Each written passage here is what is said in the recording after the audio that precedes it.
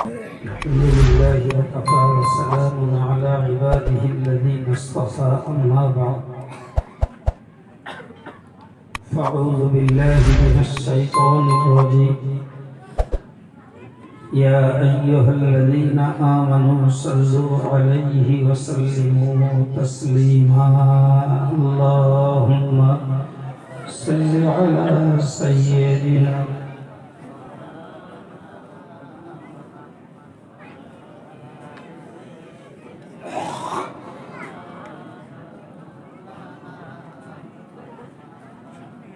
فقد قال الله تعالى في القرآن المجيد وفي الفرقان الحميد أعوذ بالله من الشيطان الرجيم بسم الله الرحمن الرحيم إذا جاء أحدهم الموت قال رب ارجعون لعلي أعمل صالحا فيما تركت صدق الله العظيم সম্মানিত সভা সঞ্চালক, আজকে সভার আমন্ত্রিত ওলামায়ে কেরাম, জ্ঞান পিপাসু দিনদার ইমানদার শ্রোতামণ্ডলী, শুকরিয়া আল্লাহ পাকের দরবারে তিনি কোরআন হাদিস আলোচনার একটি মজলিসে আমাদেরকে বসার মতন তৌফিক দিয়েছেন। সকলেই বলি আলহামদুলিল্লাহ। তৎসহ প্রিয় নবী সাল্লাল্লাহু আলাইহি ওয়াসাল্লামের প্রতি জানাই অসংখ্য দরুদ ও সালাম। সকলেই বলেন সাল্লাল্লাহু আলাইহি ওয়াসাল্লাম। সম্মানিত ভাই, আমার যতটুকু মনে আছে, এই সভাটি খাসভাবে কবরস্থানের মুর্দাদের রুহের মাগফিরাত এবং সবরেসানির জন্য আয়োজিত হয়। বিগত কয়েক বছর ধরে এই মজলিসটাতে আল্লাহ আনান,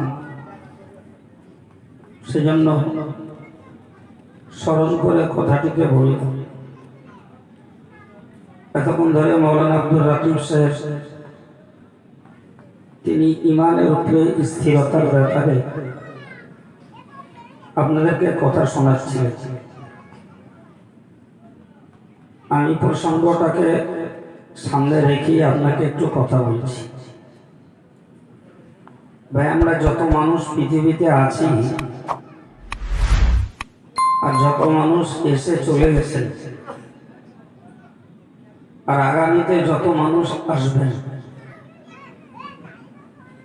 এই সকল মানুষের রূহকে আল্লাহ একসঙ্গে সৃষ্টি করেছিলেন। আর সৃষ্টি করে আল্লাহ জিজ্ঞাসা করেছিলেন, আলাস্তু বিরাব্বিকুম,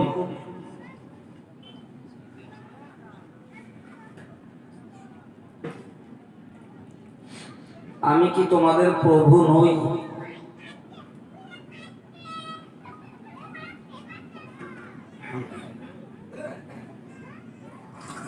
তো সেদিন আমরাও তাতে ছিলাম, আর যারা এসে বিদায় নিয়েছেন তারাও ছিল। আগামীতে যারা আসছেন পৃথিবীতে তারাও ছিল। তোমরা সবাই এক বাক্যে বলেছিলাম, কলু ভালো, হ্যাঁ আল্লাহ আপনি আমাদের রব। সুবহানাল্লাহ। এই কথাটি যে আমরা স্বীকার করেছিলাম আত্মার জগতে, ওটাকে আরবিতে বলা হয় আলামে আরওয়াহ, আত্মার জগৎ। ওই জগতে আমরা আল্লাহকে রব বলে স্বীকার করেছি। আমরা এখন যেখানটায় আছি এটাকে বলা হয় আলামে দুনিয়া। দুনিয়া শব্দটা যদিও আমাদের কাছে বহুল প্রচলিত, কিন্তু দুনিয়া শব্দটা এটাও আরবি, এটা কোরআন হাদিসের শব্দ। এর নাম হলো পার্থিব জগৎ। তো আমরা পার্থিব জগতে যে যতটা সময় পাই, আল্লাহ যার জন্য যতটা নির্ধারণ করেন সেই নির্ধারিত সময় অনুযায়ী কাটায়। এরপরে আমরা যাই আর একটা জগতে। কোরআনের পরিভাষায় ওইটাকে বলা হয় আলামে বারজাখ।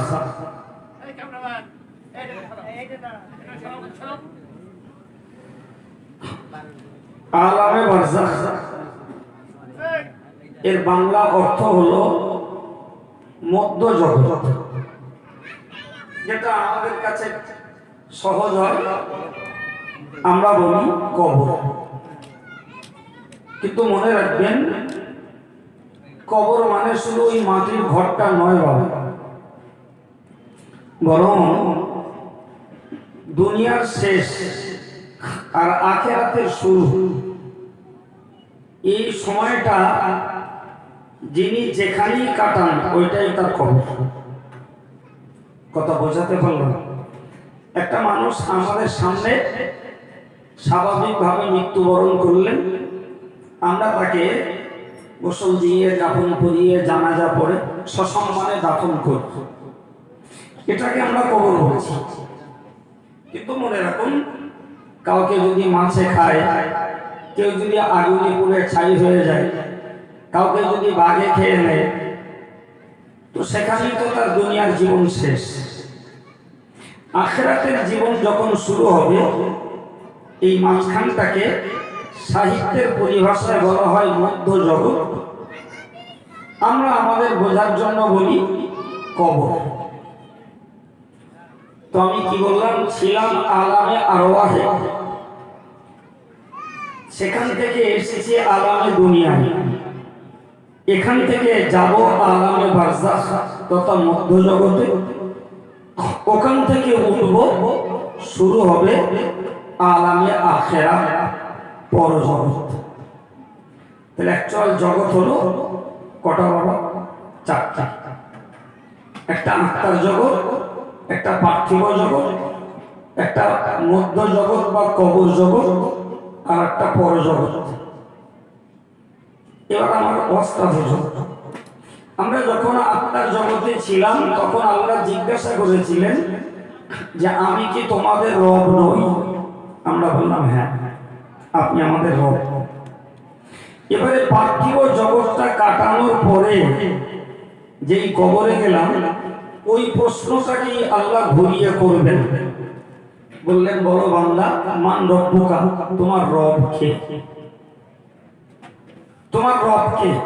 তুমি তো ওইখানে বলেছিলে আল্লাহ আমার রব, আজকে জিজ্ঞাসা করছি তোমার রব কে? এই রব কে, এই প্রশ্নের উত্তরটা যথাযথ তিনি দিতে পারবেন যিনি আল্লাহকে রব বলে পৃথিবীতে এসে তার জীবনটাকে একনিষ্ঠভাবে স্থিরতার সঙ্গে এক নীতির উপরে, এক আমলের উপরে কায়েম রাখতে পেরেছেন। তার পক্ষেই কবরে যে আল্লাহকে রব বলে স্বীকার বা জবাব দেওয়া সম্ভব। সুবহানাল্লাহ।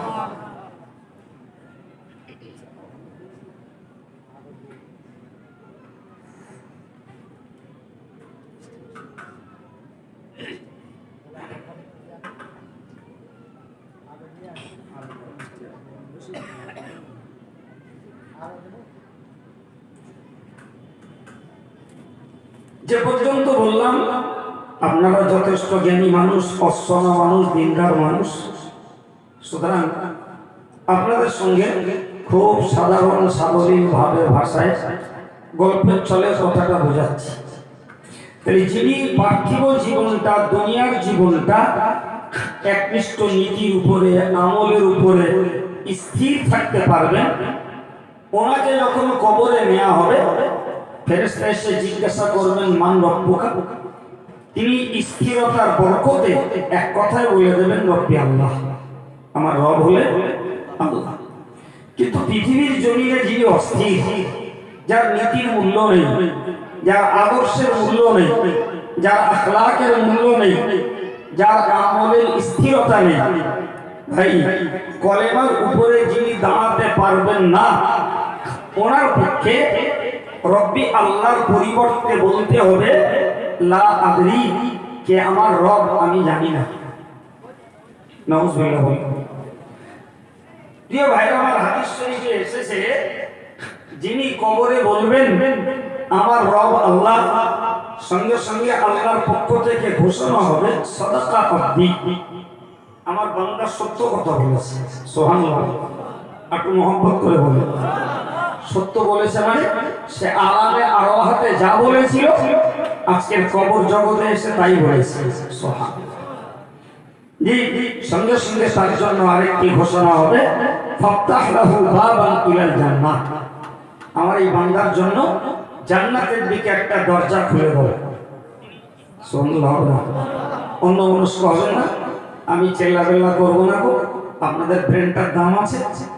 ঠান্ডা মাথায় দুটো কথা দিচ্ছি, যদি শোনার ইচ্ছা তাদের আছে, অন্য মনস্কতা, চঞ্চলতা, স্থিরতা ত্যাগ করে চোখটা আমার চেহারার দিকে দেন, কানটা আমার কথার প্রতি লাগান, তাহলে যে কটা শুনবেন সে কটাই দুটো জ্ঞানের কথা পাবেন আশা করি। বাকি আল্লাহ কি বলেছি বাবু, যে লোকটা কবরে আল্লাহকে রব বলে স্বীকৃতি দেবেন তার জন্য জান্নাতের দিকে একটা দরজা খুলে দেওয়া হবে। কিয়ামত পর্যন্ত ওই কবরে জান্নাতের স্নিগ্ধ বায়ু এবং জান্নাতের খুশবু ছড়াতে থাকবে। আলহামদুলিল্লাহ, এটি পুরস্কার। এই একটা হাদিসে এসেছে, রাসূল বলেছেন মান মাতা ফাকাদ কামাত কিয়ামাতুহু, হুজুর বলেছেন যে যখনই মরে তার ব্যক্তিগত কিয়ামতটা তখন থেকেই শুরু হয়ে যায়। সামগ্রিক কিয়ামত একটা ফিক্সড ডেটে, নির্দিষ্ট ডেটে, যেদিন तमाम পৃথিবীর মানুষকে আল্লাহ আসামি বেশে হাজির করাবেন, যেটাকে আমরা শুনে থাকি হাসরের মাঠ। হাসর শব্দটার অর্থই হবে জমা হওয়া। কি হওয়া বলেছি বাবু? জমা হওয়া। আমাদের দেশীয় বাংলায় বলা যায় সমাবেত হওয়া। সমাবেত হওয়ার একটা দিন আর একটা মাঠ আল্লাহর কাছে নির্দিষ্ট। দিনটার খবর রাসূলও জানতেন না, পৃথিবীর কোনো আলেম জানেও না। মাঠটার খবর কিতাবে লেখা আছে, ওটা হবে এই বিশ্বের একটি দেশ যাকে বাংলায় বলে সিরিয়া, আরবি পরিভাষায় তাকে বলে সামদেশ। এই সামদেশই হবে तमाम পৃথিবীর মানুষদের জমা হওয়ার মাঠ। মনে থাকবে না, ভুলে যাবে। কথা বলে সামদেশ এই জগতের বাইরের দেশ না, এই জগতের একটি দেশ। মাঝে মাঝে খবরের কাগজে বেরোয় সিরিয়ার খবর, তো যেটার নাম সিরিয়া ওইটাকে আরবি পরিভাষায় বলা হয় কোন দেশ? মাশাআল্লাহ।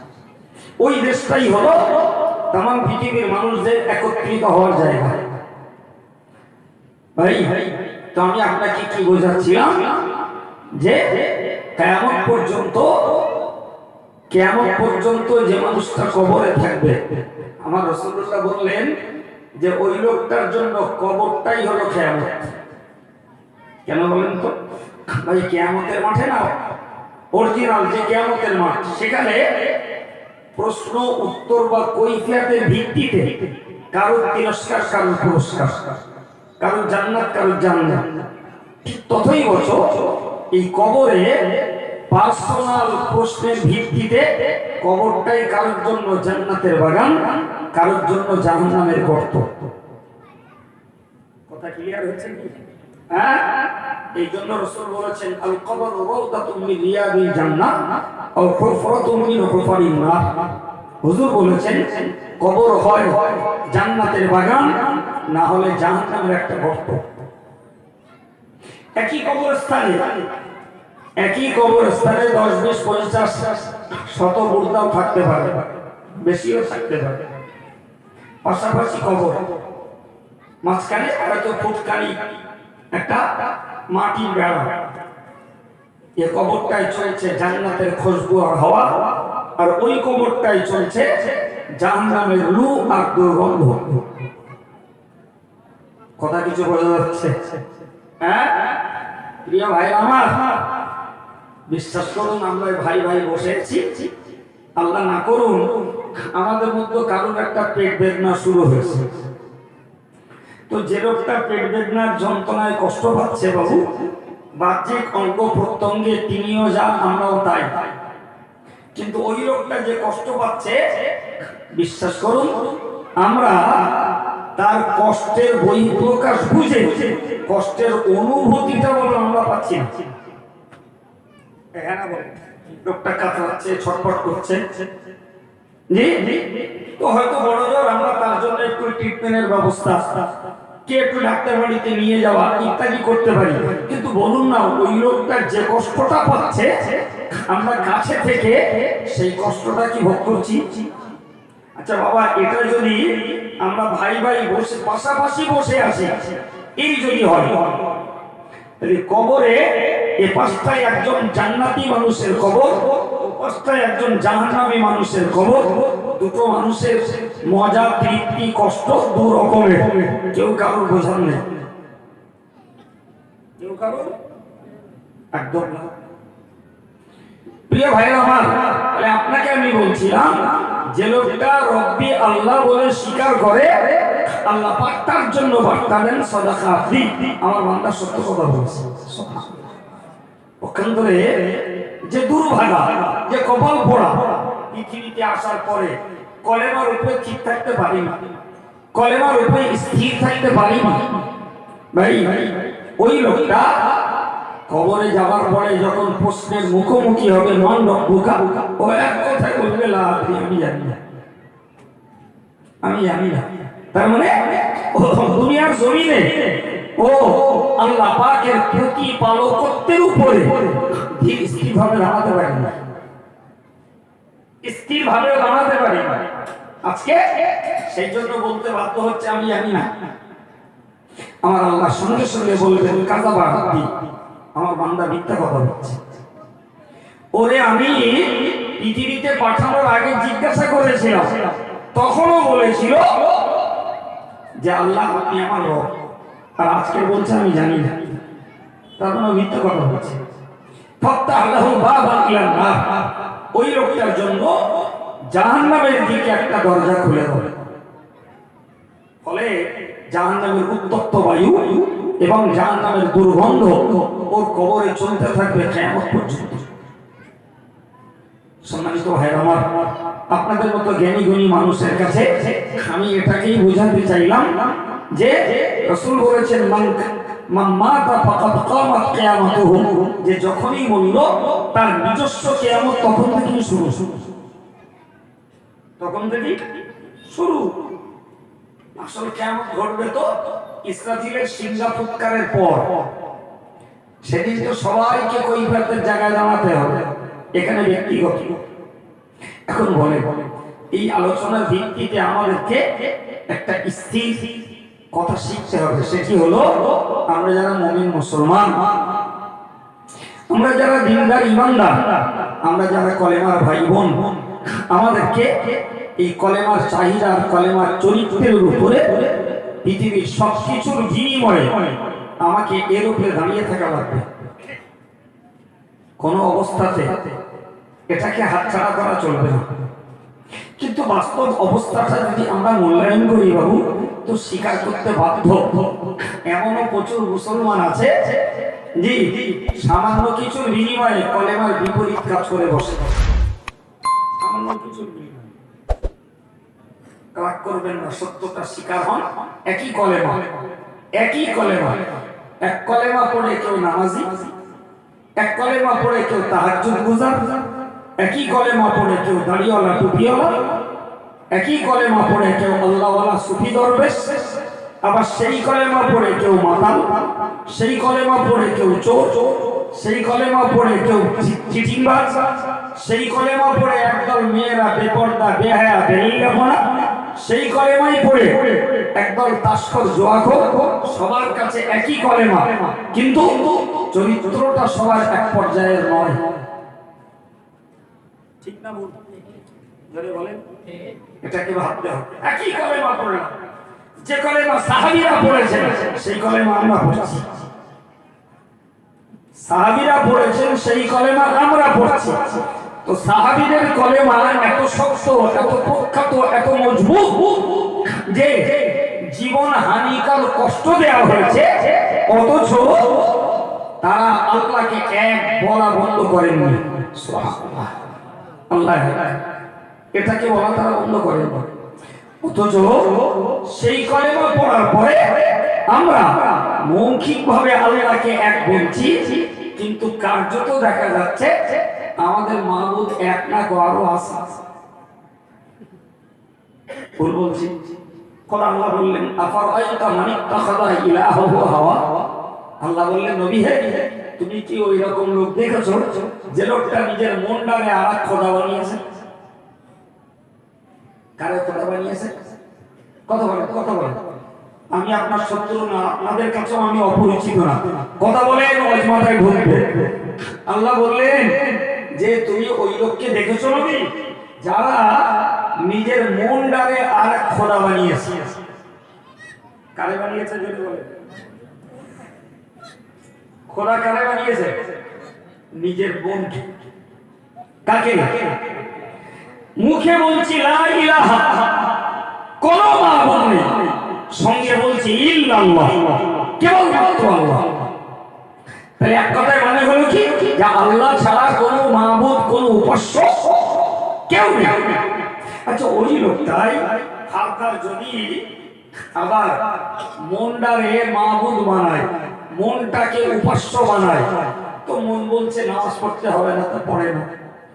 মন বলছে গান শুনতে হবে, তা শোনে। মন বলছে জোয়া খেলতে হবে, তা তাই খেলে। মন বলছে বেপরদায় ঘুরতে হবে, তা তাই ঘুরছে। মন বলেছে বিয়ে বাড়ি যাবে, তা হাঁটলো। মন বলেছে মরা বাড়ি যাবে, তা গেল। মন বলেছে ছেলের মার্কেটে যাবে, তা যাচ্ছে। মন বলেছে মহিলার সঙ্গে কি করতে হবে, তা করে বসে থাকি। মন বলেছে গান শুনতে হবে, তাতেই রাজি। মন বলেছে জুয়া খেলতে হবে, তাতেই রাজি। কথা মাথায় ঢুকছে কি? তুমি তো বললে আল্লাহ মাবুদ, তুমি তো বললে আল্লাহ উপাস্য। একবারও কি ভেবে দেখেছো যে আমি যে কাজগুলো করছি এতে আল্লাহ, আমার আল্লাহর সমর্থন, অনুমতি আছে না নেই? যদি দেখো যে এই কাজগুলোতে আল্লাহর অনুমতি নেই, সমর্থন নেই, তাহলে তুমি কার নির্দেশে করছো? ওটাই হলো তোমার মনের আদেশ, ওটাই তোমার নফসের অন্যায় নির্দেশ, ওটাই তোমার মনের আত্মা। এই জন্য আল্লাহ বলেছে যে একদল লোক আছে যারা নিজের মনটাকে আরেক খোদা বানিয়েছে। কোন আল্লাহর বক্তব্য, নিজের মনটাকে আরেক খোদা বানিয়েছে। এ থেকে বুঝতে পারা যায় কলেমার ভাই বোন যারা, এদের পক্ষে মন পুজো করা চলবে না। মন পুজো করা চলবে না। কলেমার ভাই ভাইয়ের একটাই স্থিরতা, আল্লাহ বলেছেন যেটি সেটি করতে হবে, রাসূল যেটি বলেছেন সেটি করতে হবে। আল্লাহ রাসূল যেটাকে নিষেধ করে দিয়েছেন ওটাকে ছাড়তে হবে, তবেই কলেমার হক আদায় হবে, তবেই কলেমার চাহিদা পূরণ হবে। আলহামদুলিল্লাহ, যদিও মজলিসে মাশাআল্লাহ অনেক দিনদার ইমানদার আল্লাহ মানুষ রয়েছে, সেটা আমি মুখ থেকে বলছি না, মন থেকেই বলছি। তারপরেও আমার আলোচনা শুধুমাত্র আমার সম্মুখে বসা ভাইয়াদেরকে অ্যাড্রেস করে সম্বোধন করে নয়, বরং মাইকের মাধ্যমে যারা যেখানে বসে কথা শুনছেন তাদের জন্য আমার এই হেদায়েতের বার্তা। এর মধ্যে সবার জ্ঞান আছে, আমাদেরও আছে। আমরা যারা আল্লাহওয়ালা দিনদার ইমানদার হচ্ছি বা হতে চেষ্টা করছি, আমাদের জন্য এতে জ্ঞান আছে। সেটা হলো নফস জিন্দা, শয়তানও জিন্দা, দুটোই। কেউ মরে গেছে? শয়তান মরে গেছে, নফস মরে গেছে। সুতরাং নফস যখন মরিনি, শয়তান যখন মরিনি, যতদিন বাঁচবো আমরা, শয়তান আর নফসের ততদিন চেষ্টা থাকবে আমাদের দ্বারায় কলেমা বিরোধী কাজ করিয়ে নেওয়ার। আমরা যতই দিনদার ইমানদার, দাড়িওয়ালা, টুপিওয়ালা, নামাজি, মুসল্লি হই, সাবধানতা আমাদের সর্বদা অবলম্বন করতে হবে। কোন ফাঁকে ইবলিস এবং নফস ব্যক্ত হয়ে আমাদেরকে কলেমার চরিত্র থেকে বিচ্যুত করবে, কলেমা বিরোধী নীতিতে আমাদেরকে ফাঁসিয়ে দেবে। ভাই, এই কথা জোর করে বলা খুব মুশকিল। আল্লাহ ওয়ালা যারা, তাদেরও সাবধান হতে হবে। আল্লাহ ভোলা যারা, তাদেরকেও মন তৈরি করতে হবে। প্রিয় ভাই, যদি এই একনিষ্ঠতার জীবন তৈরি করতে পারি, এর একটা পুরস্কার আগে বলবো। মহান আল্লাহ কোরআন শরীফে জানিয়েছেন, ইন্নাল্লাযীনা ক্বালু রাব্বুনাল্লাহ, নিশ্চয়ই যারা বলে আল্লাহ আমার রব। প্রিয় ভাইরা আমার, যারা বলে মানে আলহামদুলিল্লাহ আমরাই বলি। আমরা নামাজে দাঁড়িয়ে বলছি আলহামদুলিল্লাহি রাব্বিল আলামিন। আমরা রুকুতে যেয়ে বলছি সুবহানা রাব্বিয়াল আযীম। আমরা সিজদায় যেয়ে বলছি সুবহানা রাব্বিয়াল আ'লা। আমরা হাত উঠিয়ে বলছি রব্বানা যালামনা আনফুসানা। আমরা হাত ধরে বলছি রব্বানা আতিনা ফিদ দুনিয়া হাসানা। একটু চিল্লে বলুন সুবহানাল্লাহ। তাহলে আমাদের নামাজে কিরাতের মধ্যে রবের কথা বলছি, রুকুতে যে রবের কথা বলছি, সিজদায় যে রবের কথা বলছি, আমরা দোয়ার সময় ওই রবের মুখাপেক্ষী হচ্ছি। তাহলে এক কথায় বলতে হয়, যারা রব বলে মানে মন থেকে বলতে হয় আলহামদুলিল্লাহ আমরাই আল্লাহকে রব বলি। সুবহানাল্লাহ। রব আমরাই বলি, ঠিক না ভুল? আল্লাহ বললেন যারা বলে আল্লাহ আমার রব, সুম্মাস্তাকামু, রব বলার পরে ওই কথাটির উপরে যারা অটল থাকে, অচল থাকে, একদম স্থির থাকে, আমি আল্লাহ পাক জানিয়ে দিলাম মউত পর্যন্ত যারা ওই বিশ্বাসটা হারায় না, আমি আল্লাহ তাদের প্রতিপালক। রব মানেই তো প্রতিপালক। আমি আল্লাহ তার রুজি দেই, আমি আল্লাহ তার জীবন ধারণের ব্যবস্থা দেই, আমি আল্লাহ তার শ্বাস প্রশ্বাস দেই, আমি আল্লাহ তার আয় উন্নতি দেই, আমি আল্লাহ তাকে সুস্থ করি, আমি আল্লাহ তাকে সম্মান দেই। এক কথায় আমি যখন রবের অর্থটাকেও আমাদের বুঝতে হবে। রব মানে হলো যখন যতটা পরিমাণ প্রয়োজন যিনি মেটান তিনি হলেন রব। সুবহানাল্লাহ। মার গর্ভে ছিলাম, কি সেবার দরকার যিনি দিয়েছেন। মায়ের গর্ভ থেকে বেরিয়েছি, কি দরকার যিনি জুগিয়েছেন। বড় হয়েছি, কি দরকার দাঁত দরকার, তিনি জুগিয়েছেন। জি, তো রব মানে হলো যিনি যখন যতটা পরিমাণ প্রয়োজন, বাংলাটা বুঝতে হবে, আরবি মনে থাকবে, যিনি যখন যতটা পরিমাণ প্রয়োজন যোগান দেন তিনি রব। সুবহানাল্লাহ হবে। এই গুণ আল্লাহ ছাড়া আর কারো নয়। একটু বুঝছে বাবা, এই গুণ আল্লাহ ছাড়া আর কারো নয়। আমার কখন কি প্রয়োজন আমার আল্লাহ আগে কে জানে? কেউ জানে না। তো মুফাসসিররা বলেছে যিনি যখন যতটা পরিমাণ প্রয়োজন বান্দাকে যোগান দেন তিনি হলেন সুবহানাল্লাহ। এই যে আমাদের রব। প্রিয় ভাইরা আমার, কোরআন শরীফের বক্তব্য বুঝুন, কোরআন শরীফের বক্তব্য বুঝুন। আমার কোনটা কি দরকার? আমার রব যখন মেটাবে তাহলে আমার দায়িত্ব হলো রবের মুখাপেক্ষী হওয়া। আল্লাহ আমি অসুস্থ, সুস্থ আমায় তিনি করবেন, তার মুখাপেক্ষী হবে। আমার অর্থের সংকট, আমাকে তার মুখাপেক্ষী হওয়া লাগবে। আমার রিজিকের সংকট, আমাকে তার মুখাপেক্ষী হওয়া লাগবে।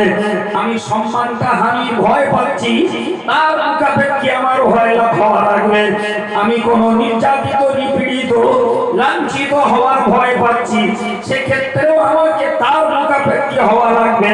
কারণ আমি তাকে রব বলেছি, তার মানেই হলো আমার যখন যেমন যতটা প্রয়োজন যিনি মেটাবেন তিনি যখন আমার রব, তাই পৃথিবীর আর কারোর কাছে ধন্যবাদ দেওয়ার আগে আমাকে শেয়ার করতে হবে আমার রবের কাছে। কার কাছে? রবের কাছে। তুই আগে মানুষের কাছে যাস না বাবা, ডাক্তারের কাছে পরে যাস, থানায় পরে যাস, মেম্বার প্রধান মোড়ল মাতব্বরের কাছে পরে যাবে। যে সংকটটার মধ্যে তুমি পড়েছো ওইটাকে আগে তোমার রবের কাছে তুমি শেয়ার করো।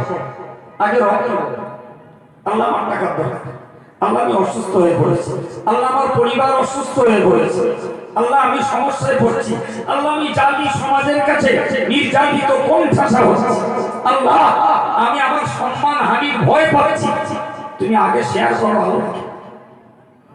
আমাদের দোষ হলো আমরা আগে শেয়ার করি বন্ধু বান্ধব, আমরা আগে শেয়ার করি ডাক্তার বাবু, আগে শেয়ার করেছি মেম্বার প্রধানের, পুলিশ প্রশাসনের, তারপরে যখন একেবারে পিছনে দেয়াল থেকে যায় তখন আল্লাহ কাছে।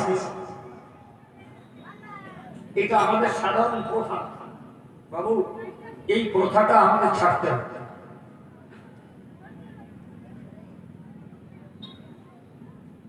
এই প্রথাটা আমাদের ছাড়তে হবে। যদি আপনাদের আমার এই কথায় কিছু উপকার হয় তাহলে কথাটাকে আরো একটু সিরিয়াসলি জি আপনাদের আমি চিনি। সুতরাং আপনাদের ধর্মপরায়ণতার দিনের প্রতি আপনাদের মহব্বত জানি, সেই সম্মানের দিকে তাকিয়ে কথা বলছি। যদি পরিবেশটাতে আমল ওয়ালার তুলনায় আমল হারা লোক সংখ্যা বেশি হতো, আমি এই আলোচনায় অন্যভাবে করতাম। জি, তো আপনাদের সম্মানের দিকে তাকিয়ে আমি আলোচনাটাকে আরো একবার হৃদয়ঙ্গম করার জন্য বলছি যে আমাকে যে কোনো পরিস্থিতিতে আমাকে আগে জ্ঞাত করাতে হবে কাকে। এই জায়গায় আমাদের ভুল হচ্ছে, আমরা আগে করছি মানুষকে। হাদিস পাকে এসছে একটা উদাহরণ,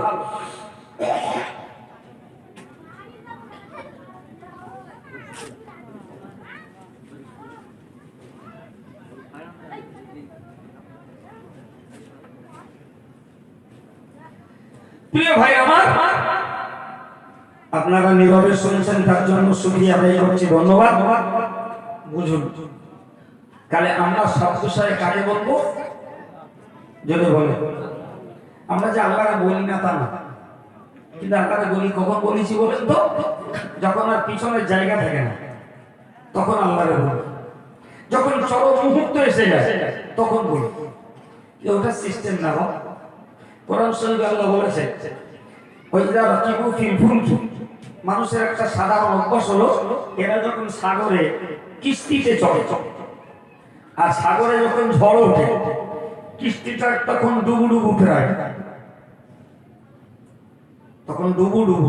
আল্লাহ বলছেন দাআল্লাহু মুখলিসিনা লাহুদ্দিন, একদম খালিস দিলে, খাঁটি দিলে কিস্তির যাত্রীগুলো তখন আল্লাহর কাছে দোয়া চায়। যার যার ভাষা, সে যদি সব মুসলমান নাও হয় তো তবু ভিন্ন ধর্মের লোক হলেও আল্লাহকে ডাকা তার ভাষায় সে বলে। আল্লাহ বলছে যে এদের এই চরম অবস্থা থেকে আমি যখন এদেরকে ডেঙ্গায় তুলে দিই, এদের যখন তীরে তুলে দিই, ডেঙ্গায় যখন তুলে দিই, এক মুহূর্তের ভিতরে রবের সঙ্গে শিরক করে বসে। কি বলল? সত্যি মাঝিটার প্রশংসা করতে হবে, এর চরম অভিজ্ঞতা। না এই ঝড় থেকে এই নৌকা তীরে আসার কোন সম্ভাবনা ছিল? সত্যি জাহাজের নাবিকটার ধন্যবাদ দিতে হবে, এই জাহাজটা অনেক মেহনতের পর তারপরে এখানটায় পৌঁছানো গেছে। আল্লাহ পাক কত আক্ষেপের সঙ্গে বলেছেন যে ও যখন ঝড়ে যখন ডুবুডুবু অবস্থায় ছিল, ওরে আমি কিনারায় তুললাম আর উঠিয়ে আমার নামে শেষ করে আর একজনের গুণ গাইবে। কি বলবেন বাবা? এই দোষটা আমাদের সমাজ ব্যবস্থায় ইমানদার মুসলমানদের মধ্যে আছে না নাই? একটু না, ব্যাপক আছে। হয়তো নদীর উপরে জাহাজে চড়ে, কিস্তিতে চড়ে আমরা ডুবতে যাইনি, ওটা আমি বাদ দিলাম। নরমালি যেটা আমাদের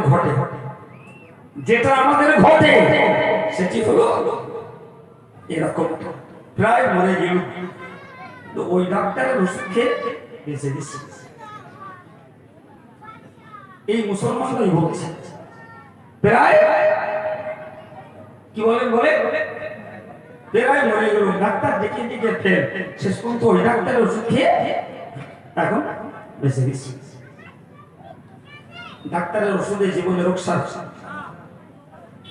কিন্তু আমরা মজলিসটায় বসে এক বাক্যে স্বীকার করছি ডাক্তারের ঔষধে রোগ সারে না, কিন্তু পরিস্থিতির পরিপ্রেক্ষিতে ঠিক ওই কথাটাই বলে দিচ্ছি। কেউ বলছে ডাক্তার তোমার বাড়ি তোমার ওষুধ না খেলে আমার বাড়ির কারো রোগ সারে না। দেখিস এই ডাক্তার সে ডাক্তার দেখি সারে না, তোমার ওষুধ দিলি সেরে যায়। আচ্ছা কি বলবো মোটা। কেউ বলছে যে লোকটা চিকিৎসার অভাবে মেরে দিল।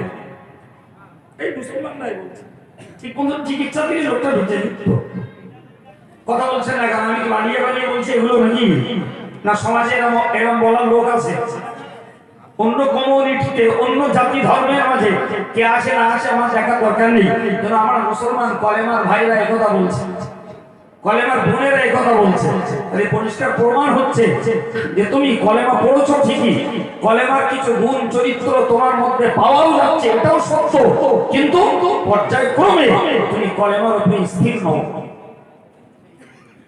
স্থির নও। তো এত এত হালকা পাতলা চিন্তা নিয়ে ইমানের পথে মরণের সময় তো দাঁড়ানো যাবে না।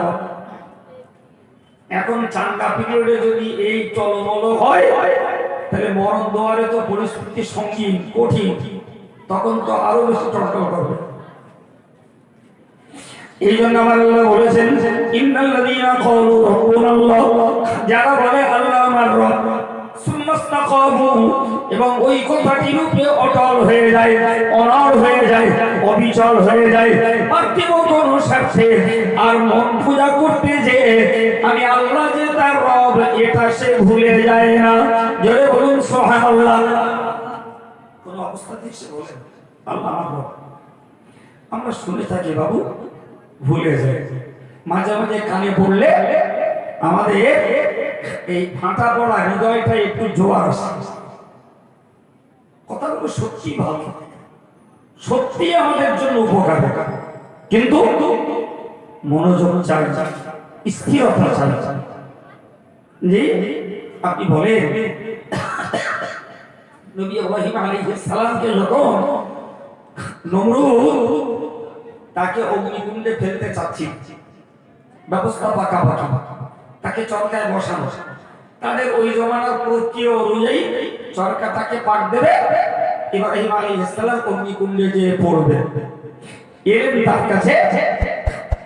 তার কাছে এলেন বাতাসের ফেরেশতা, এসে বললেন আপনি একবার শুধু দাবি করুন নমরুদের ওই অগ্নিকুণ্ড ঝড়ের গতিতে তুলে নিয়ে সমুদ্রে নিমজ্জিত করে দেব।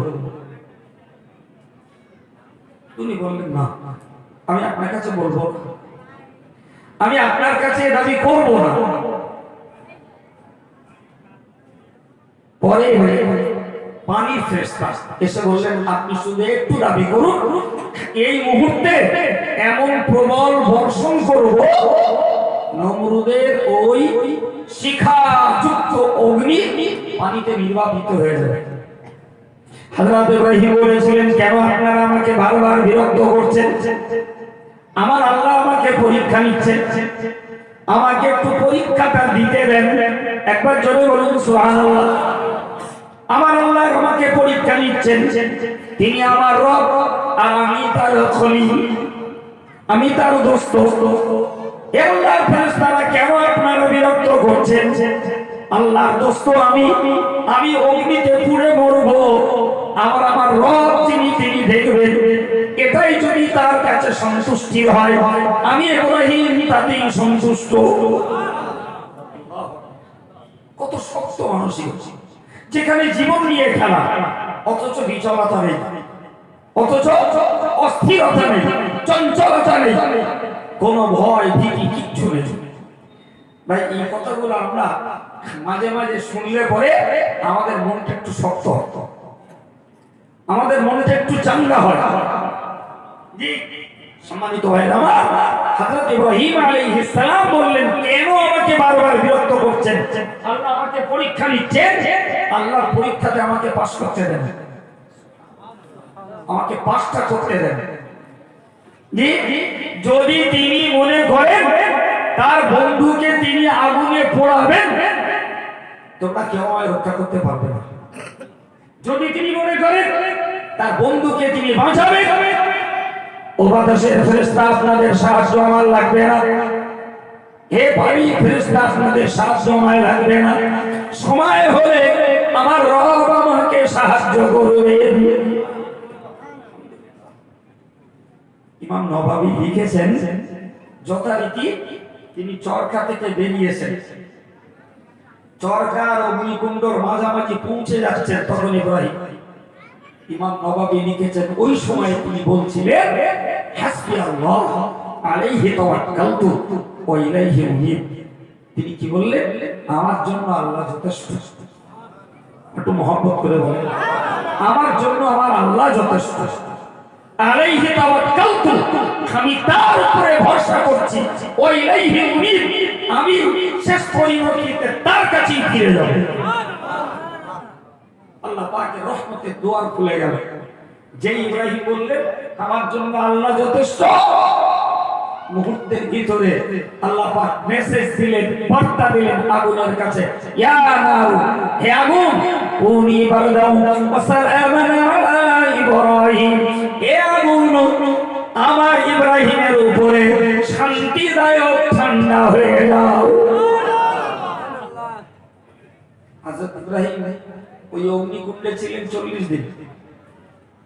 কতদিন ছিলেন? তিনি পরবর্তীতে বলেছেন, আমার জীবনের সবথেকে শান্তির দিন হলো ওই 40 দিন, যে 40 দিন আমি নমরুদের অগ্নিকুণ্ডে ছিলাম। আল্লাহু আকবার। যেটা বিশ্ববাসীর কাছে ছিল ভয়ঙ্কর, যেটা নমরুদের লোকেদের কাছে ছিল ইব্রাহিম পুরে ভস্মীভূত হবে, আর আমার ইব্রাহিম বলছে ওই 40 দিন ছিল আমার জীবনের সবথেকে শান্তির দিন। কে বানিয়েছেন? জোরে বলেন কে? কিসের বিনিময়ে? আল্লাহর প্রতি নিরঙ্কুশ ভরসা। তিনি আমার রব, তিনি আমার রব, তিনি আমার রব। আবার মুখস্থ করুন আগের আমার বাক্যটি, যিনি যখন যতটা পরিমাণ প্রয়োজন বান্দারে যোগান দেন, তিনি রব। মুখস্থ করে ফেলুন। এই যে কটা শব্দ বলছি এই কটাই, বাড়া কমার জায়গা নেই। যিনি যখন যতটা পরিমাণ প্রয়োজন যিনি যোগান দেন, তিনি সুবহানাল্লাহ। প্রিয় ভাইরা আমার, তো হযরত ইব্রাহিম আলাইহিস সালাম শেষ মুহূর্তে তিনি ওই কথাটাই বললেন, হাসবি আল্লাহ, আমার জন্য যথেষ্ট আমার আল্লাহ, আলাইহি তাওয়াক্কালতু, আমার ভরসা তার উপর, ওয়া ইলাইহি উনীব, শেষ পরিণতি যাই হয় আমি ফিরে তার কাছে যাব। আমরা বলি বলো বা মুখে, কিন্তু আমাদের কাছে গুরুত্ব নেই। মানুষ মরে গেলে আমরা যখন কানে আসে বলি ইন্না লিল্লাহি ওয়া ইন্না ইলাইহি রাজিউন। যদিও এই দোয়াটা শুধু মানুষ মরার দোয়া না, এই দোয়া ইমানদার মুসলমানের জীবনের সমস্ত বিপদকালীন দোয়া, সমস্ত বিপদকালীন। এই আলোগুলো জ্বলছে, এটাও যদি দুম করে নিভে যায় এর জন্য পড়তে হয় ইন্না লিল্লাহ। আলোটা যে আবার জ্বালানো হবে এর জন্য পড়তে হয় আলহামদুলিল্লাহ। হাদিস শরীফে তার প্রমাণ আছে, তাফসীরের কিতাবে তার উল্লেখ আছে। আমি ওদিকটা বলে আর সময় ব্যয় করছি না, আমি আপনাকে যেটুকু বোঝাতে চাইছি, ইন্না লিল্লাহি ওয়া ইন্না ইলাইহি রাজিউন আমরা মানুষ মরার পরে বলি, মানুষ মরার পরে বলি, এর মানেটা বোধহয় আমরা জানি না। আল্লাহ পাক নবী বলেছেন, মাইস্তালজা ইনদাল মাসিয়াতি, যে লোকটা মুসিবতের সময়, বিপদের সময় ইন্না লিল্লাহি ওয়া ইন্না ইলাইহি রাজিউন বলে, হুজুর বলেছেন ওই সময় আরেকটা কথা বলো, আল্লাহুম্মা জিরুলি খায়রান, হে আল্লাহ আমার জন্য কল্যাণটা দিন। আল্লাহ আমার এই বিপদের পুরস্কারটা আপনি আমায় দিন। প্রিয় ভাইরা আমার, মনে রেখে দিন, যে লোকটা বিপদে ইন্না লিল্লাহ পড়ে, ওই লোকটার পরবর্তী কালটাকে আল্লাহ ভালো দান করেন। আমি যেটুকু বোঝাতে চাইছিলাম সেটুকু হলো, ইন্না লিল্লাহি, আমরা আল্লাহর জন্য, ওয়া ইন্না ইলাইহি রাজিউন, আমরা ওই আল্লাহর দিকেই ফিরে যাব। এটাও মানে মরে গেছে ওই লোকটা, আমি শুনে বললাম ইন্না লিল্লাহি ওয়া ইন্না ইলাইহি রাজিউন, উনি গেছে, আমি তো ফিরে ওখানে যাব। আমরা কার? জোরে বলে, আমার জীবন, আমার মরণ, আমার ইবাদত, আমার আমল, আমার সদকা, আমার কুরবানি, আমার সব কিছুই আল্লাহর জন্য, সব আল্লাহর জন্য, আমার জন্য নয়। বান্দা নিজের জন্য নয়, টোটালটাই আল্লাহর জন্য।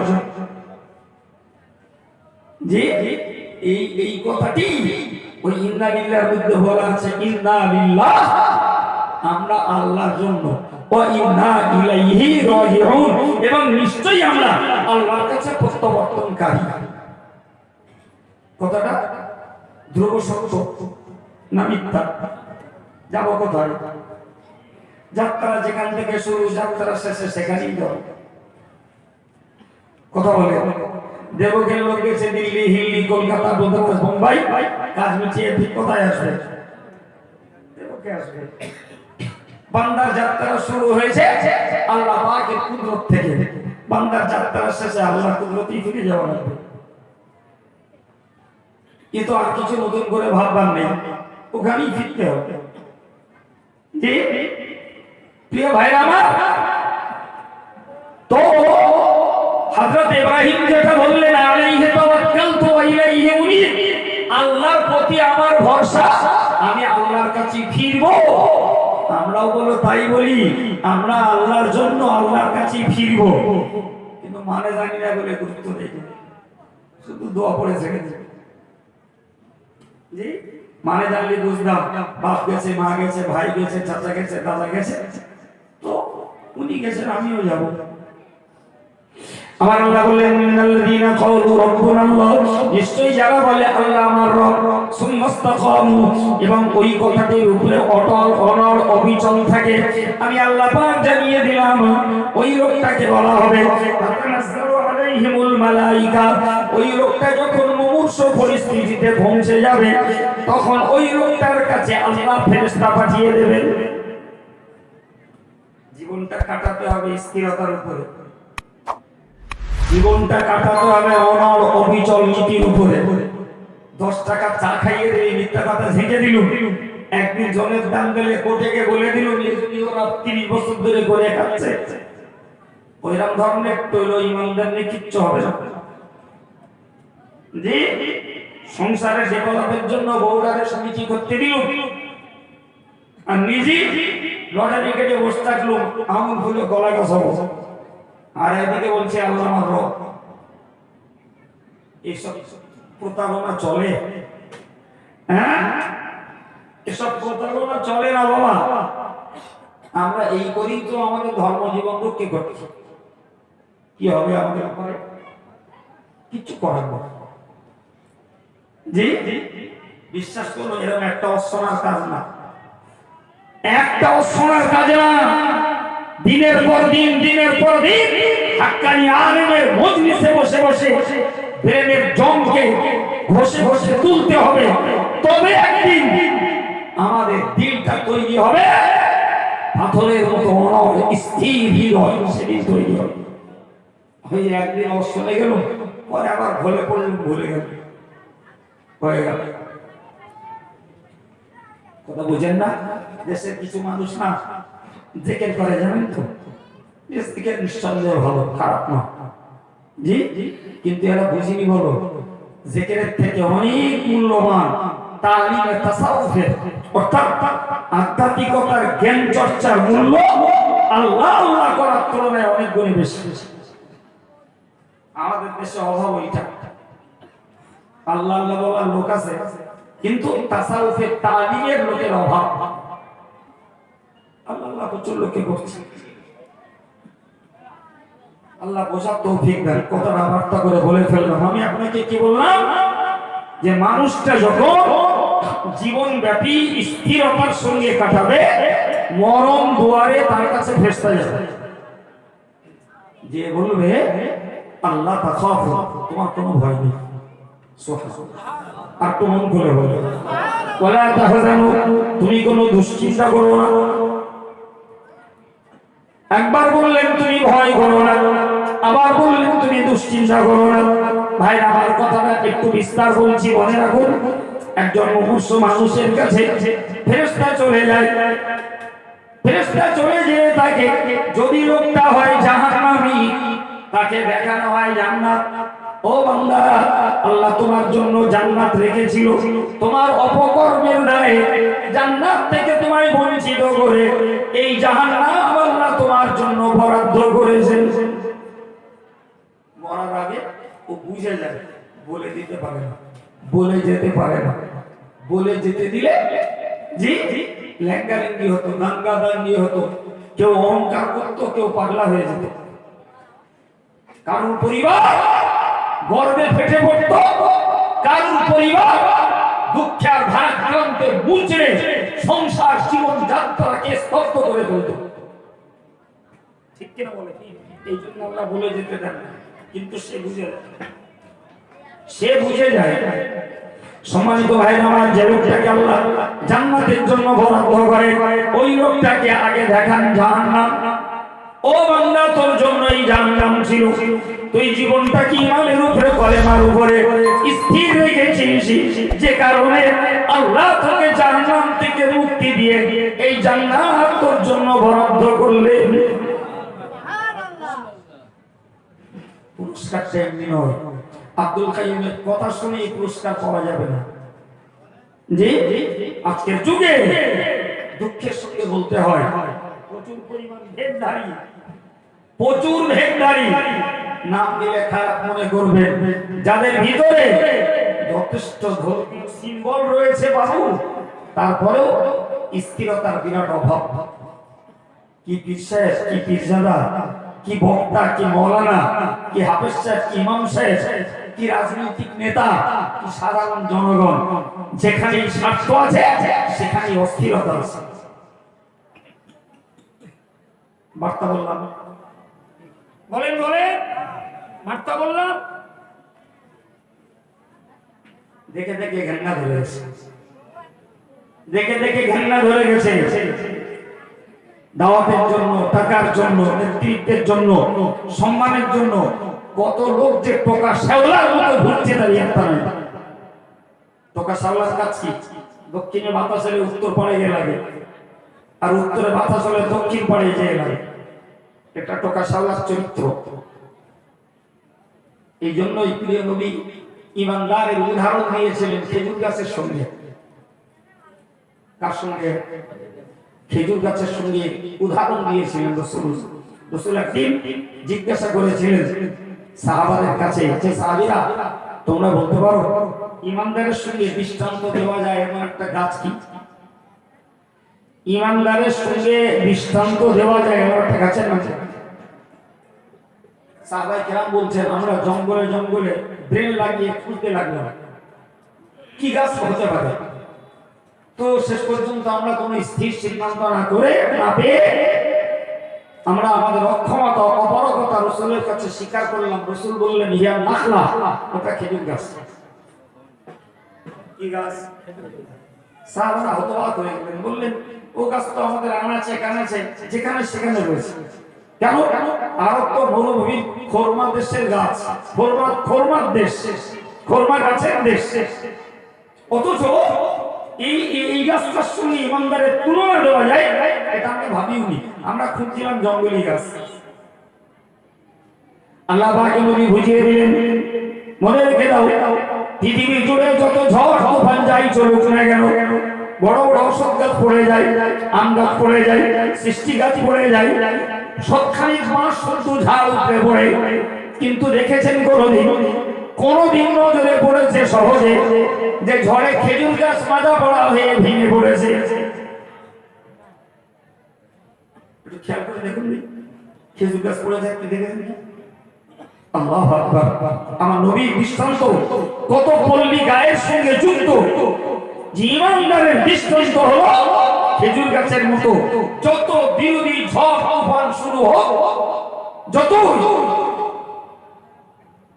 খেজুর গাছ উঠতে দেখা, বলেন প্রকৃতি ইমানদার ওই পীর সাহেব, প্রকৃতি ইমানদার ওই পীর চাঁদা, প্রকৃতি ইমানদার ওই বক্তা, প্রকৃতি ইমানদার ওই হাফেজ, ওই আলেম, ওই হাজি সাহেব, প্রকৃতি ইমানদার ওই পুরুষ, ওই মহিলা, যা পৃথিবী জুড়ে যত স্বার্থের ঝড় চলুক সেটা খোদাই রীতি থেকে বিচ্যুত হয় না, সেই হলো প্রকৃতি ইমানদার।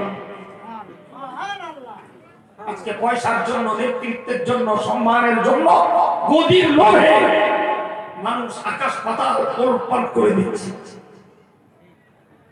কথা বলে পড়াই যে খবরে খবরে শুধু ওই জবাবটা দিলেই তো শান্তি শুরু, রব্বি আল্লাহ। কবরে ওই জবাবটা দিতে পারলেই তো পুরস্কার পাওয়া হলো, জান্নাতি হাওয়া, জান্নাতি সুগন্ধ। কিন্তু ওই একটা জবাব দিতে যে 70 বছরের মেহনত চাই, তবে তো একটা জবাব দেওয়া যাবে। জি প্রিয় ভাই আমার, রাসূল করিম সাল্লাল্লাহু আলাইহি ওয়াসাল্লাম ইমানদারের দৃষ্টান্ত দিলেন খেজুর গাছের সঙ্গে। খেজুর গাছ ঝড়ে পড়ে না, ইমানদার কোন স্বার্থে হেলে দুলে যায় না। আজকে আমরা দেখে দেখে ঘৃণা ধরে গেছে, দেখে দেখে ঘৃণা হয়ে গেছে। জি কত লোক জীবনে দেখলাম, এই কদিনের জীবনে তার একটা নেই। সম্মানিত ভাইরা আমার, প্যারে নবী সাল্লাল্লাহু আলাইহি ওয়াসাল্লাম একটি হাদিসে বলেছেন, রাসূল পাক সাল্লাল্লাহু আলাইহি ওয়াসাল্লাম বলেন, লা তাতারাবাল ঈমান মান রাদিয়া বিল্লাহি রাব্বা। আল্লাহ পাকের নবী বলেন, ওই লোকটা ঈমানের মজা পেয়েছে। রাসূল বলেন, ভালো করে বুঝো, আমরা ঈমানদার তো, আমাদের কথায় আলোচনা করছি। রাসূল বলেন, ওই লোকটা ঈমানের মজা পেয়েছে, ঈমানের টেস্ট, ঈমানের স্বাদ ওই লোকটা গ্রহণ করেছে। কোন লোকটা? আল্লাহ পাকের নবী বললেন, মান রাদিয়া বিল্লাহি রাব্বা, যে লোকটা আল্লাহকে রব বলে সন্তুষ্ট হতে পেরেছে। সুবহানাল্লাহ। আল্লাহকে রব বলে কি হতে হবে? যারা বলেন কি বলেছি, সন্তুষ্ট হতে হবে। আমি তো সন্তুষ্ট। জি যেই বিপদ হলো, আমি আল্লাহর উপরে আর সন্তুষ্ট না। যেই কারোর মৃত্যু ঘটলো, আমি আল্লাহর উপরে আর খুশি না। যেই আমার ফসলটা নষ্ট হলো, আমি আল্লাহর উপরে আর খুশি না। আমার ব্যবসাটা মন্দা হয়ে গেল, আমি আল্লাহর উপরে খুশি না। আমার জলকরে ভাইরাস যুগে মাছগুলো নষ্ট হলো, আমি আল্লাহর উপরে খুশি না। গাছ ভরা ফল ছিল, আমফানে সব ধরাশায়ী করে দিল, আমি আল্লাহর উপরে খুশি না। তুমি ইমানের মজা পাওনি বা ইমানের টেস্ট তুমি পাওনি। ইমানের টেস্ট যদি তুমি পেতে, এক কথায় বলতে, আর রিদাউ বিল কাদাই মিনাল ঈমান, আল্লাহ যে ফয়সালা করেছেন আমি এতে খুশি। তবেই তো তুমি ইমানের মজা পেয়েছো, তবেই তুমি ইমানের মজা পেয়েছো। তা না হলে তুমি ইমানের মজা পাও না।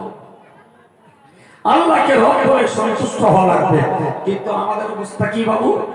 কোরআন বলছে, ওমিনান নাসি মান ইয়াবুদুল্লাহ আলা হারফিন ফাইন আসাবাহু খায়রুন ইতমাআন্না বিহি ওয়া ইন আসাবাহু ফিতনাতুন ইনকালাবা আলা ওয়াজহিহি খাসিরাত দুনিয়া ওয়াল আখিরাহ যালিকা হুয়াল খুসরানুল মুবিন। আল্লাহ বললেন, মানুষের মধ্যে কিছু মানুষ রয়েছে। আল্লাহ বলছেন, আমি বলি নাই বাবু, আমি শুধু বাঙালির কাছে কোরআন আর আরবিটা বাংলা করছি। আল্লাহ বললেন, মানুষের মধ্যে কিছু মানুষ রয়েছে, এরা আল্লাহর ইবাদত করে ধর্মের একটা কিনারায় দাঁড়িয়ে। যদি ধর্ম করে কোনো স্বার্থ, কোনো কল্যাণ, কোনো মালামাল লাভ হয়, খুব খুশি, খুব খুশি। ধর্ম করে টাকা পেয়েছি, ধর্ম করে গোশত পেয়েছি, জি ধর্ম করে যাকাত পেয়েছি, বিরাট খুশি। প্রিয় ভাই, আশ্চর্য ব্যাপার, ধর্ম করে কিছু পেলি সন্তুষ্ট, আবার বললেন আমার আল্লাহ ওই আসাবাতুহু ফিতনাতুন, ধর্ম করে যদি কোনো পরীক্ষায় পড়তে হয়, ধর্ম করতে যে যদি কোনো কষ্টে পড়তে হয়, ধর্ম করতে যে যদি কোনো সংকটে পড়তে হয়, ধর্ম করতে যে যদি কোনো বিভ্রান্তির মাঝে যদি করতে হয়, ইনকালাবা আলা ওয়াজহিহি, এক মুহূর্তে ওই লোকটা তার পিছনের জীবনে ফিরে যায়। ফর এক্সাম্পল, সুদখোর ধর্ম করছে, সুদখোর ধর্ম করছে, আব্দুল কাইয়ুম বক্তৃতার ভিতর দিয়ে বুঝিয়ে দিল সুদখোরের একটা ইবাদত আল্লাহর কাছে কবুল হবে না।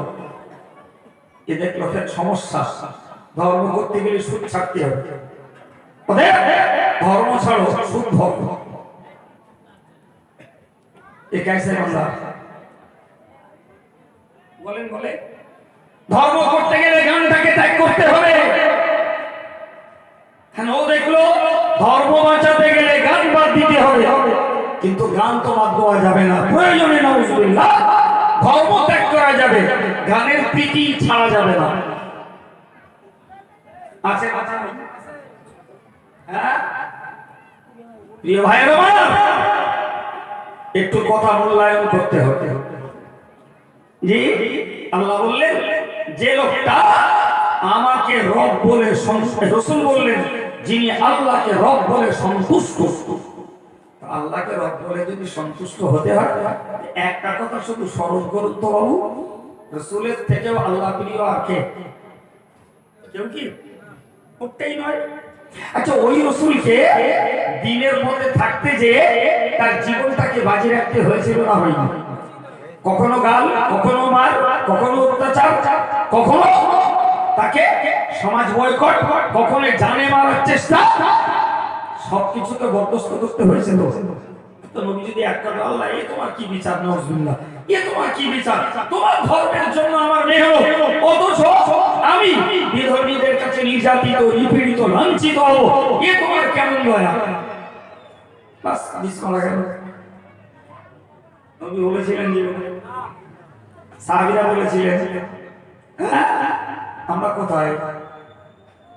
আমরা দাড়িতে এগিয়েছি, টুপিতে এগিয়েছি, জামায় এগিয়েছি, জি আমরা বাহ্যিক সিম্বলে এগিয়েছি, কিন্তু ভিতরটা বোধহয় আমরা মজবুত করতে সবাই পারিনি। ভুল বলে ফেললাম বলে?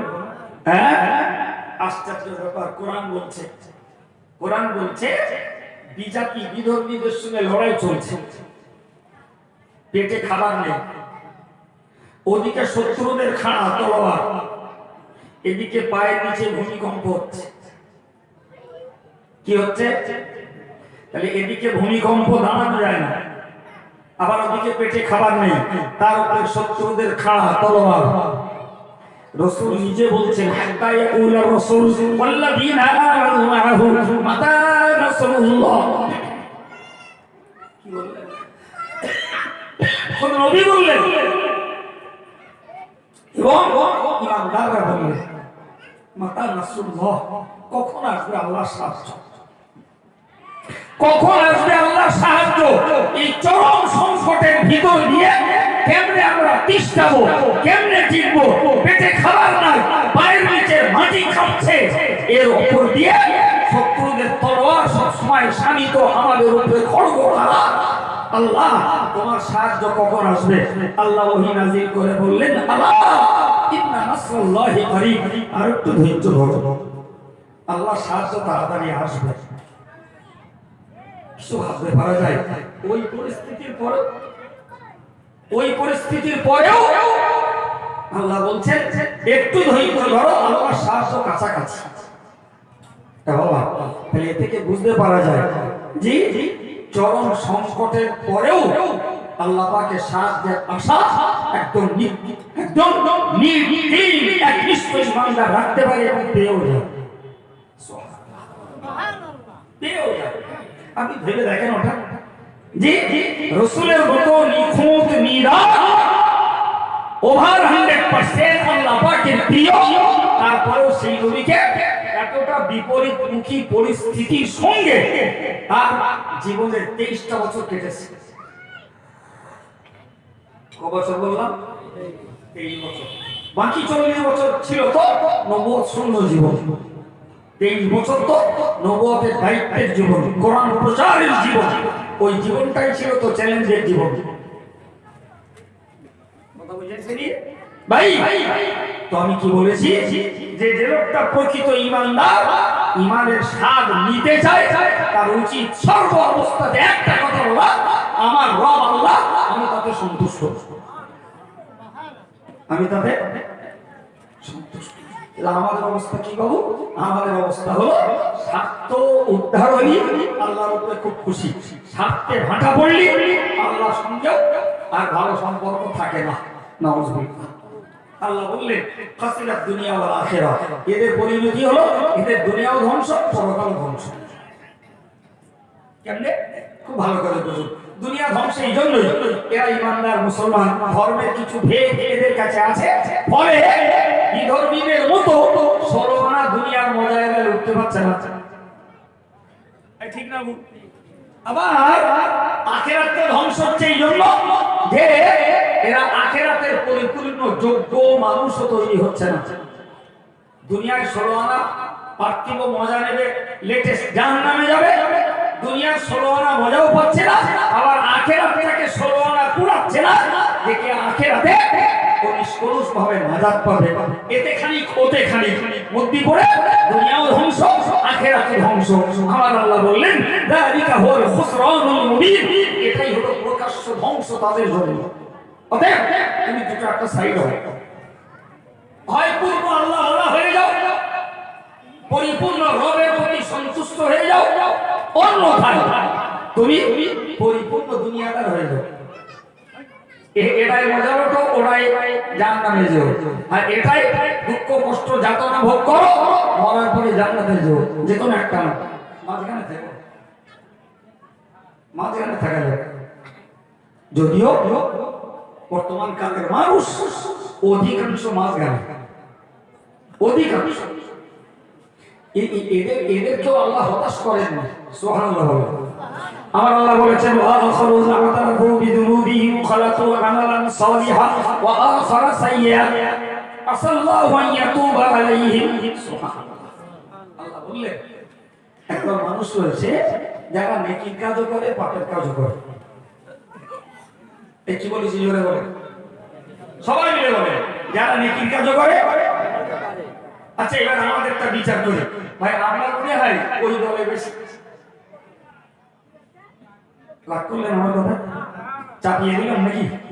ভাবতে হবে নিজে নিজে, আমরা মনে হয় ওই দলে বেশি, ওই দলে বেশি মানে আমরা নেকির কাজও 12 আনা যদি করি, 4 আনা পাপের কাজও হয়ে পড়ে, কি নেকির কাজ 14 আনা করছি, 2 আনা পাপের কাজ হয়ে পড়েছে। অস্বীকার করতে পারবো বাপ? আমার আল্লাহ বললেন এদের একটা গুণ হওয়া উচিত, সেটি হলো তুমি যখন বাইদি বাই নফসের তাড়নায় শয়তানের প্ররোচনায় পাপ যখন করেই ফেলেছো, তোমার একটা উচিত তুমি পাপটাকে আল্লাহর কাছে স্বীকার হও। সুবহানাল্লাহ। আল্লাহ পাক বললেন যারা পাপ করে আমার কাছে স্বীকার হয়, আশা করা যায় আমি আল্লাহ তাদেরকে মাফ করে দেব।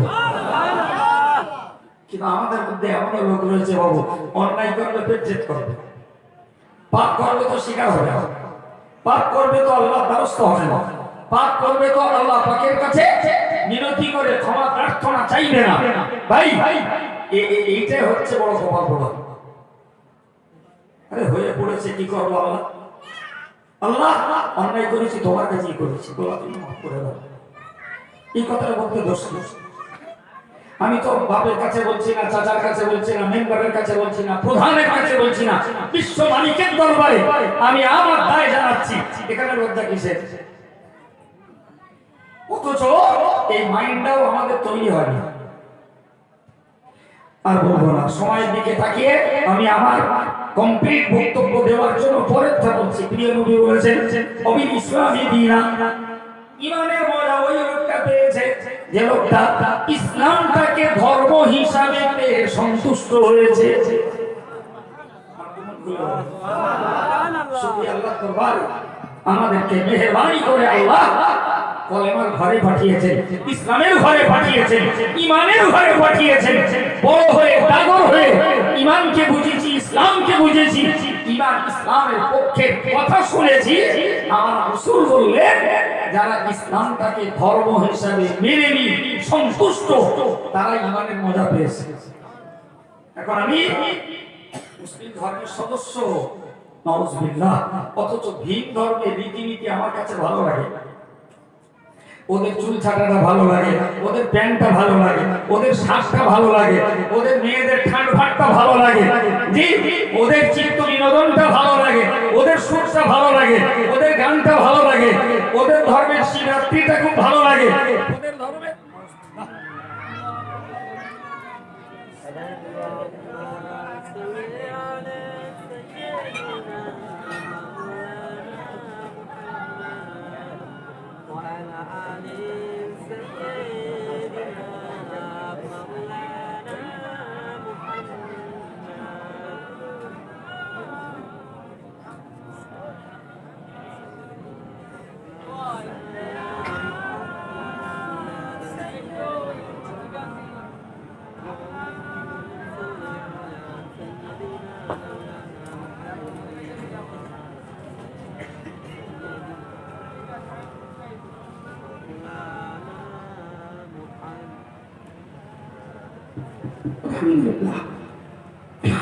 সম্মানিত ভাইরা, রাসূল বললেন যারা ইসলামটাকে ধর্ম হিসেবে মেনে নিয়ে সন্তুষ্ট তারাই ঈমানের মজা পেয়েছে, ঈমানের টেস্ট তারাই পেয়েছে। সুবহানাল্লাহ। ভাই ধর্ম হিসাবে মেনে নিয়ে যদি সন্তুষ্ট হতে হয় তাহলে ভিন ধর্মের কোন রীতিনীতি একজন ইমানদার মুসলমান যুবক যুবতী মাঝবয়সী বৃদ্ধ বৃদ্ধা কেউ অ্যাকসেপ্ট করতে পারে না।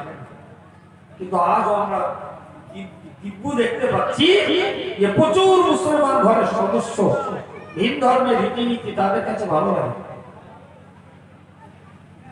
হ্যাঁ না বলে ওটাই ভালো লাগে তাদের কাছে, অথচ তারা মুসলিম ধর্মের ছেলে মেয়ে। আপনি বলুন ভাই, সত্যি কথা বলুন তো, আমাদের ধর্মে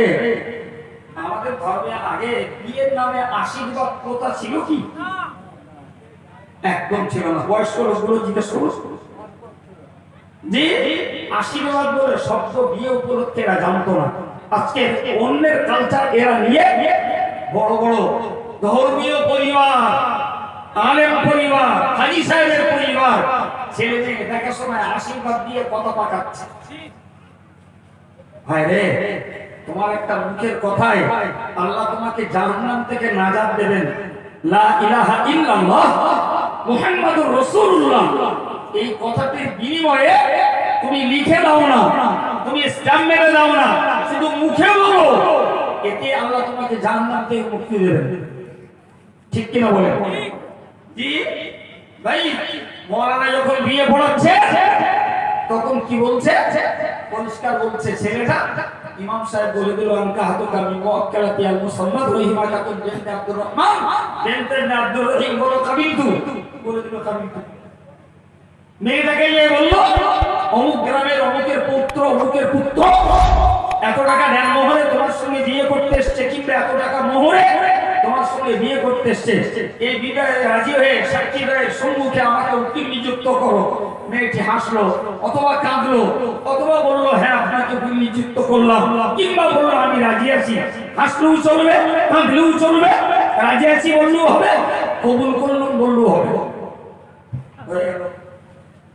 কি হলো বুঝেননি? হলো, বুঝলেন? বিয়ে হলো। ভিতরটা বুঝেছেন? ভিতরটা হলো এই একটা হারাম নিয়ে হারাম হয়ে গেল। এ মাথায় ঢুকছে কি? ওই মেয়েটা হারাম ছিল এক মিনিট পূর্বে, ওই মেয়েটা হালাল হলো একজন পরপুরুষের জন্য, একটা অপরিচিত যুবকের জন্য, কে অপরিচিত একজন বয়স্কের জন্য ওই মেয়েটা হালাল হয়ে গেল। আর এই ছেলেটার পক্ষে ওই মেয়েটার ব্যবহার করা হালাল হলো। একটা কথার বিনিময়ে ভাই মুসলমান, তুমি আজকে পর ধর্মের আদর্শকে নীতি বানিয়ে তুমি দুয়ার পরিবর্তে আশীর্বাদ শিখছো। এ দিচ্ছে সোনার হার, ও দিয়ে যাচ্ছে ঘড়ি, ইতি নাকি বেপাক। আজকে যে ইসলামিক কালচারে ছিল না যে মুসলিম মেয়েরা বিয়ে বাড়ি যাবে, মুসলমানরা কখনো স্বপ্ন দেখিনি আজকের বক্তারা না গেল মেয়ে না গেলে বিয়ে হবে না। নাউজুবিল্লাহ। আমি 1980 সাল থেকে এটা 2025 তার রানিং এ 45 বছর একটা মসজিদে ইমামতি করছি। ক বছর? 45 বছর। এই 45 বছরের সেকাল আর 45 বছরের এই বিগত 10 বছরের কাল আগে দেখেছি মুরব্বীগুলো বেশি পরিমাণ বিয়ে বাড়ি যেত, টুপি চাপা দাড়িওয়ালা নামাজি মুসলিম মানুষগুলো যেত। এখন দু একটা কি বলবো, দু একটা নাদান মার্কা দাড়িওয়ালা, নাদান বলেছি বলেন, দু একটা নাদান মার্কা দাড়িওয়ালা বড় টুড়ো যায়। নাদান মার্কা এই জন্যই বলেছি গোটা বিয়েটা শরিয়াত বিরোধী কাজে ভরা। আচ্ছা তোর মতন দাড়িওয়ালা তুই আলি কেন? তুই তো নিজস্ব একটা ভিডিও থাকা দরকার ছিল যে খোকা তোমরা যা যাচ্ছ ওতে আমার মতো লোকে যাবো মানে না, তোমরা যাচ্ছ যাবো। এ দীপুর সেখানে যে একদম গতিশীল হয়ে গেল। বাকিরা না পোষা রোমালটা চিপড়ে ঘাটিয়ে দেবে। বিয়ে বাড়িতে দেখতে পাচ্ছি এত পরিমাণ হুর ভর্তি, সেখানে চোখ তুললি বাপ ছাড়া কোনো লাইন নেই। ও বাবা, সেসব মেয়েদের বীজ দেখলি মাথা গরম হয়ে যাবে। আমি যাবার আগে হয়তো বললুম ওখান থেকে এগুলো সরাও আগে নামিয়ে। আমি বিয়ে বাড়ি আর কবরস্থান দুটোরে ভীষণ ভাবে সতর্ক। বিয়ে বাড়ি এত মুক্তি জোটে তখন মনে হয় কত পড়ে কোথায় ভুল করুন, না পড়লেই ভালো ছিল। কবরস্থান দেখুন এত মজা হচ্ছে তার ইয়াত্তানি। আচ্ছা বাবা কেউ একটা কিছু করছে করুক, এ বলছে ওখান থেকে বাড়ি দাও, এ বলছে ওই কোরআনে ধরো, এ বলছে এখানটায় গর্ত, এ বলছে ওই বেঁকে গেছে, করছে করে দেবে। আচ্ছা চুপচাপ থাক, যে করছে সে করুক। এ ডর নেই যে একটা টাটকা নিয়ে এসছি আর বাসি এখানে 20-50টা আগে থেকে রয়েছে, আমারও কালকে যেতে হতে পারে, এতটুকু ডর। জি এই জন্য বিয়ে বাড়ি যে একদম মুখে কুলু বেটে থাকি, একদম ঘড়ির কাঁটা ধরে যায়। হাঁটলি 10 থেকে 12 মিনিট যাবো, বিয়ে পড়াবো, বেরিয়ে আসবে। জি তো ভাই সেখানে দেখছি আশ্চর্য ব্যাপার, যত ভঙ্গ বেদঙ্গ বেহায়া বেলিল্লাপনা, কত রকমের নগ্ন সাজ সেজে ঘরের বউরা বাইরে বেরোচ্ছে। শরীয়তের হুকুম ছিল স্ত্রী এ মহিলা তুমি সাজবে তো তোমার একটাই জায়গা, সেটা হলো তোমার স্বামীর কাছে গিয়ে। তুমি কত সাজবো সাজো, শরীয়ত তোমাকে বাধা দেবে। ঘরের মধ্যে তুমি তোমার স্বামীর কাছে সাজো, শরীয়ত তোমাকে বাধা দেবে না। কিন্তু এরা যখন বাড়ি থাকে তখন মনে হচ্ছে কাজের নিয়ে ঝিগিরি করছে, আর যখন বাইরে বেরোয় তখন মনে হয় নায়িকা। কোনটা যে কারা চিনে নেওয়া যায় না।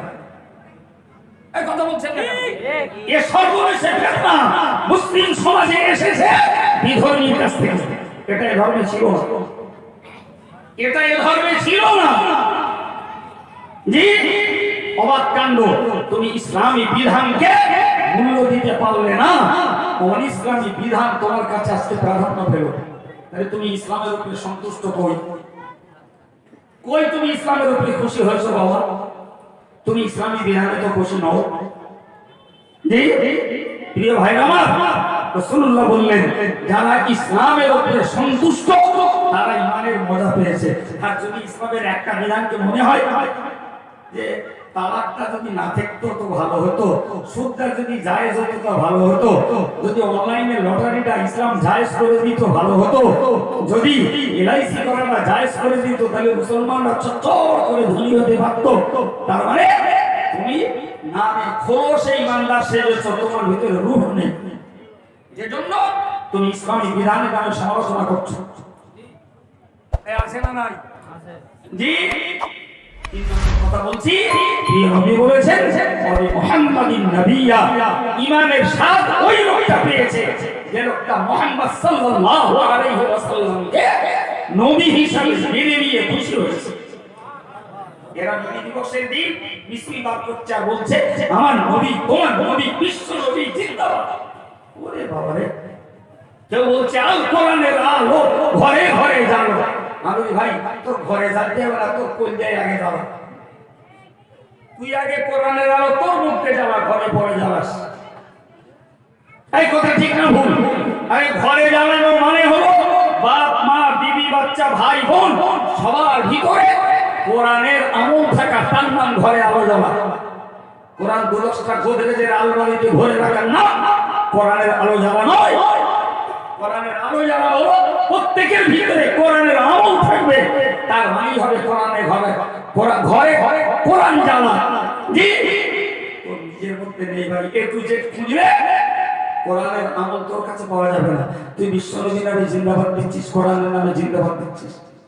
যে বলছে আমার নবী তোমার নবী বিশ্বনবী জিন্দাবাদ, তাকে জিজ্ঞেস করুন ওর নেতা ক্রিকেটার, ওর নেতা ফুটবলার, ওর নেতা রাজনীতির নেতা, ওর নেতা চিত্র তারকা, ওর নেতা অভিনেতা, ওর নেতা অভিনেত্রী, ওর নেতা গায়ক গায়িকা, তুই কেন ভাব মুখে মিথ্যা কথা বলছিস? কেন মিথ্যা কথা বলছিস মুখে? তোর নেতা তো মোহাম্মদ নয় সাল্লাল্লাহু আলাইহি ওয়াসাল্লাম। মোহাম্মদ যদি তোর নেতা হতো তাহলে ক্রিকেট তারকা, ফুটবলার, চিত্র তারকা, অভিনেতা, অভিনেত্রী আর রাজনীতির নেতা তোর জীবনে নেতা হতো না। তুই চলমান জীবনে হয়তো একটা ভোট দিস ওই পর্যন্ত। তাই বলে ইমান আমলকে ধ্বংস করে, মিথ্যাচারিতা করে, মদ খেয়ে সুদ খেয়ে আর লোককে মার্ডার করে তুই ধর্ম করতে, রাজনীতি করতে যাতিস না। করছে না, করে না? প্রিয় ভাই আমার, তাই আমি আপনাকে বোঝাচ্ছিলাম কি ওয়াজ করতাম আলাদা করে সেজে পড়ে উঠি নাকি সাহেব ওয়াজ করে গেল যে ইমানের উপরে স্থির থাকতে হবে। তার কথাটা যে টেনে একটা 1.5 ঘন্টা কোরআন হাদিসের সমন্বয়ে টাইম পাস না করে আপনাদের কিছু কথা শুনিয়েছি। কে বক্তা আছে জানতাম না, এসে শুনিয়েছি। ইসলামপতি ছোট ভাই, বঙ্গবন্ধু পত্রিকার সম্পাদক, অল ইন্ডিয়া সুন্নাত ওয়াল জামাতের সম্পাদক আলহাজ মাওলানা মুফতি আব্দুল মতিন সাহেব আমার পরবর্তী বক্তা। তো আমি আশাবাদী তিনি এসে গেছেন, স্টেজ নেবেন, কথা বলবেন। আমি বিদায় নিতে যাচ্ছি। দোয়ার কানাল দোয়া চাচ্ছি, আর অযোগ্য হয়েও আপনাদের জন্য দোয়া চাইছি। আল্লাহ আমাদেরকে একনিষ্ঠ নীতির উপরে আমিত্ব কায়েম রাখেন, বলুন আমিন। একটু জোরে বলেন আমিন। সবাইকে দাওয়াত দিচ্ছি অল ইন্ডিয়া সুন্নাত ওয়াল জামাতের সুবৃহৎ ইসলামী উচ্চ শিক্ষা প্রতিষ্ঠান জামিয়া রহমানিয়া আগামী 1লা 2রা 3রা ফাল্গুন বাৎসরিক ইসলামের সবের দাওয়াত দিচ্ছি। জান তো মানুষকে পেয়ে আমি তার খাদেম হয়ে দাওয়াত দেওয়া কর্তব্য, দাওয়াত দিলাম, সবাই যাবে।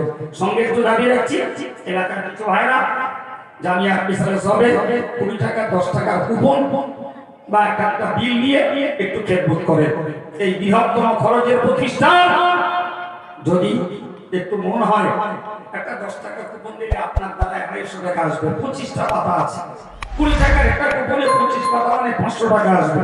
একটা বিলে 25 পাতা, হয়তো 500 জায়গায় 800 টাকা হতে পারে।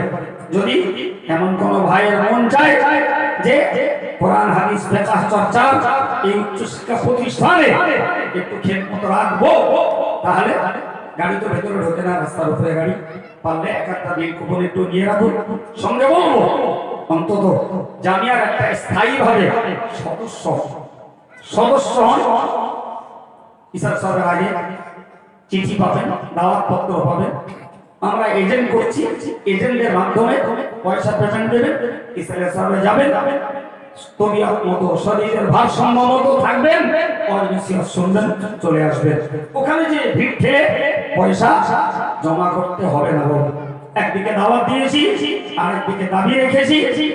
দাওয়াত কবুল করুন, দাবি পারলে কবুল করুন। আমি আপনাদের কিছু দেব না, তবে আল্লাহ যাজা দেবেন ইনশাআল্লাহ। সকলে বলেন আল্লাহুম্মা আমিন। আর একটু প্রাণ খুলে বলেন আল্লাহুম্মা আমিন।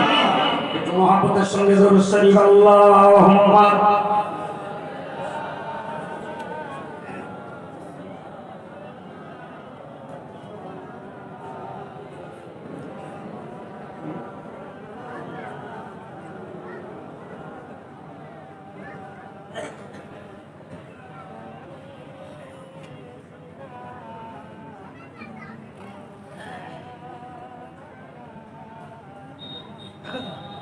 صلوا على محمد صلوا على صدر الأمين مصطفى ما جاء إلا رحمة للعالمين اللهم صل على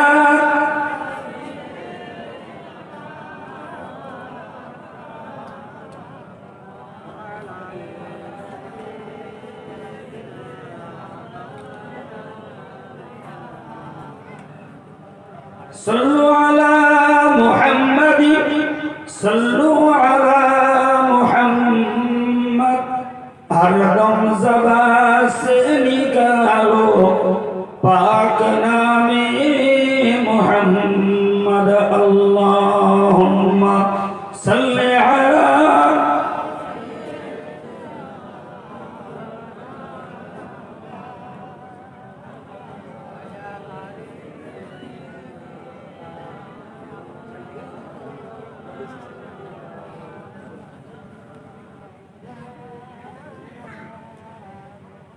अस्सलामु अलैकुम।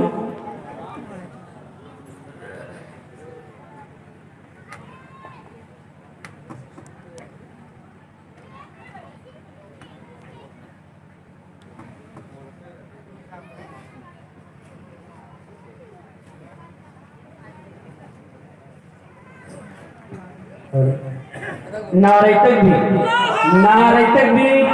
मुफ्ती मादनी साहब हुजूर किबला, मुफ्ती मादनी साहब हुजूर किबला, अहले सुन्नत वल जमाअत। नारे तकबीर,